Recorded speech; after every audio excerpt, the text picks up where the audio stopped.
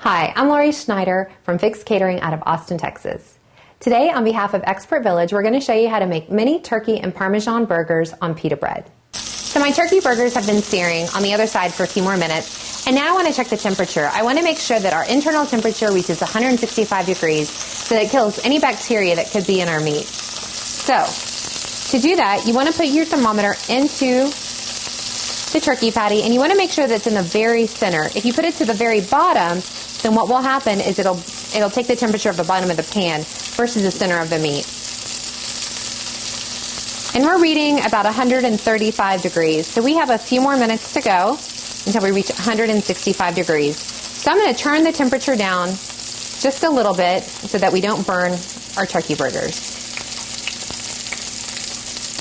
Okay, our burgers have reached 165 degrees internal temperature, so I've got a plate with a paper towel on it so we can make sure that we drain them and get off any excess oil.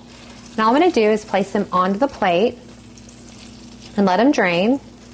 And we're going to go ahead and set these aside while we make our other 5 mini turkey and Parmesan burgers.